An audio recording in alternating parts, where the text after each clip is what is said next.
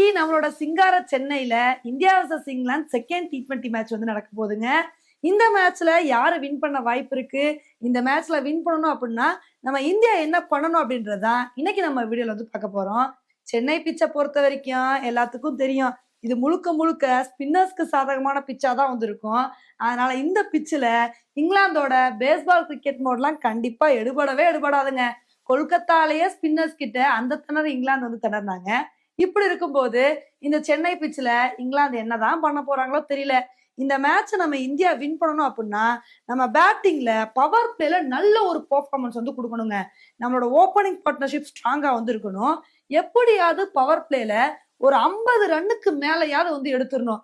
So அந்த மாதிரி எடுத்தோம்னு வச்சுக்கோங்களேன், அதுக்கப்புறம் பின்னாடி வர பேட்ஸ்மேன்ஸுக்கு அடிக்கிறதுக்கு ரொம்ப ஈஸியா வந்து இருக்கும். ஏன்னா போன ஐபிஎல் சீசன்ல சிஎஸ்கே சொதப்புனதுக்கு மெயின் காரணமே பவர் பிளேல பேட்டிங்ல சொதப்புனதுதான். பவர் பிளேல விக்கெட் இழந்தனாலதான் சிஎஸ்கே பேட்டிங்ல அந்த திணறாங்க.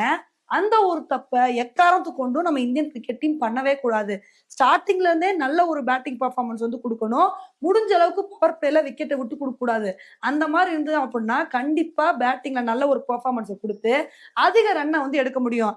அதே மாதிரி இங்கிலாந்து வந்து பேட்டிங் பண்ணும்போது பவர் பிளேல முடிஞ்ச அளவுக்கு வந்து விக்கெட் எடுக்க பார்க்கணுங்க. இது ஓரளவுக்கு நம்மளோட ஸ்பின்னர்ஸ்க்கு ஈஸியா தான் வந்து இருக்கும் அப்படின்னு நான் நினைக்கிறேன். ஏன்னா போன கொல்கத்தா பிச்சிலே ஸ்பின்னர்ஸ் கிட்ட இங்கிலாந்து பயங்கரமா அடி வாங்கினாங்க.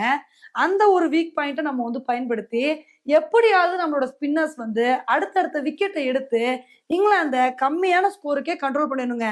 அந்த மாதிரி பண்ணிட்டோம் அப்படின்னா இந்த மேட்சை நம்ம ஈஸியா வந்து வின் பண்ண முடியும். இப்ப இதெல்லாம் விட எல்லாரும் என்ன கேள்வி கேட்கறாங்க அப்படின்னா, ஃபர்ஸ்ட் T20 மேட்ச்ல தான் சமி இல்ல, இப்ப செகண்ட் T20 மேட்ச்ல சமி வருவாரா இல்லையா அத சொல்லுங்க அப்படின்னு தான் வந்து கேட்டுட்டு இருக்காங்க.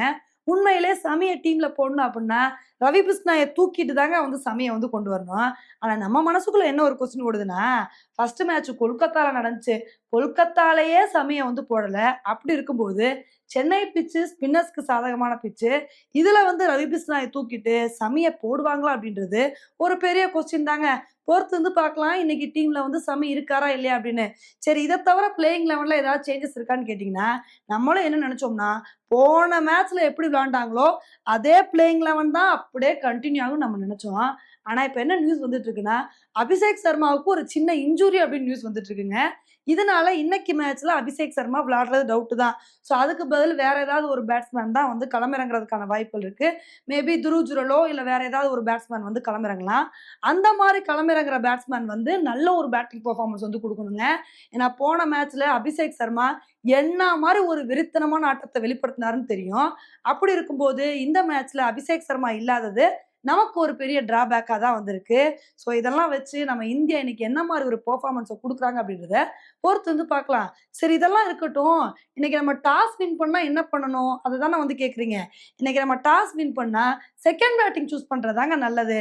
ஏன்னு கேட்டிங்கன்னா சென்னையில வந்து டியூ ஃபேக்டர் வந்து இருக்கு. ஸோ அந்த மாதிரி இருக்கும்போது நம்ம செகண்ட் பேட்டிங் பண்ணும்போது இந்த டியூ ஃபேக்டர் இருந்துச்சு அப்படின்னா நம்மளால பேட்டிங்ல ஈஸியா நல்ல ஒரு பெர்ஃபார்மன்ஸ் வந்து கொடுக்க முடியும். அதனால நம்ம டாஸ் வின் பண்ணிட்டோம் அப்படின்னா செகண்ட் பேட்டிங் சூஸ் பண்றதா நல்லது. இன்னைக்கு என்ன மாதிரி ஒரு முடிவை நம்ம இந்தியா எடுக்கிறாங்க அப்படின்றத பொறுத்து வந்து பார்க்கலாம். ஓகே ஃப்ரெண்ட்ஸ், இந்த ஒரு மேட்சை பத்தி நீங்க என்ன நினைக்கிறீங்க? இந்த மேட்ச்ல யாரு வின் பண்ணுவா அப்படின்ற உங்களோட கருத்தை என்னோட கமெண்ட் செக்ஷன்ல வந்து போடுங்க. இதே மாதிரி இன்னொரு வீடியோல உங்களை வந்து மீட் பண்றேன். Bye friends.